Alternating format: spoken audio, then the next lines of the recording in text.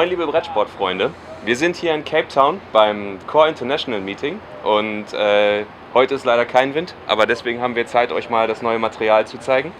Und wir sind hier heute mit Akkersdijk, Teamrider von Core, und wir fragen ihn ein bisschen was über die neuen Dinge, die der XR8 und die neuen Core-Produkte so mit sich bringen. Another new thing that Core has introduced is the very first very own Core harness. So it's called LINK. And can you tell me what led you to the development of an own harness? Yeah, so when you look at the market now, it's very saturated with full carbon harnesses, and we basically had the thought of why full carbon? Yes, it is stiffer, and I think for probably the big air riding it's still the better choice, but is that the general public? Does the general public really need a full carbon harness that's going to cost you 500 euros, including Spreaderbar? I'm not even sure what it all costs. But together with the XR Pro, it's a question like, okay, what do you really need? That's why we designed this one. So it's not a full carbon harness. It actually does twist quite a bit and mold to your body. And I think especially for people that are not riding overpowered all the time, it's a very comfortable harness at a very competitive price point. And that was our thought. We want to come up with a competitive product in that price point that fits the general market. Also, just like other brands, we have two Spreaderbars. So one is with a hook, the other one is with a rope slider. Personally, I don't even ride with a hook anymore because the rope slider has the long rope but also a very short rope that you can just loop your chicken loop through, and personally I ride like that all the time.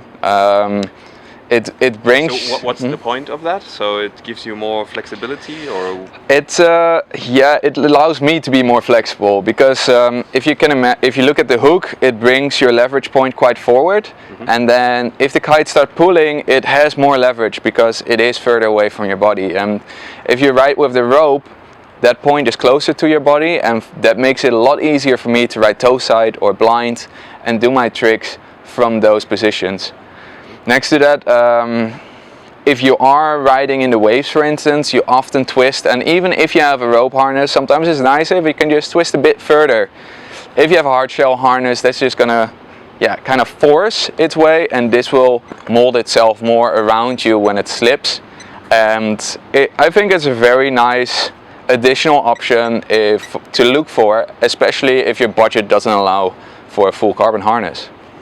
And so each of those harnesses comes with both, or do you have to choose in beforehand what you want? So the harness itself is sold separately from the Spreaderbars, okay. So you will have to buy those bars separately, but that also gives you the option to choose, okay, I just want to go for the hook, or I just want to go for the surf style.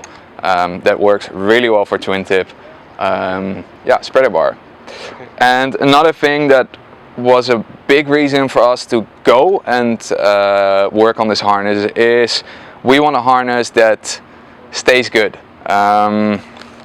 We went extra thick, for instance, on the Spreaderbar. It's 8mm steel, stainless steel, obviously. Solid and shiny. Solid and shiny versus 7 or 6mm stainless steel, which other competitors use.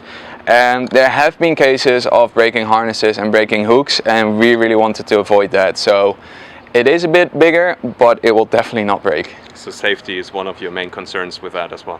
Exactly. Safety for Core has always been one of the key values, and that's something we strive to keep.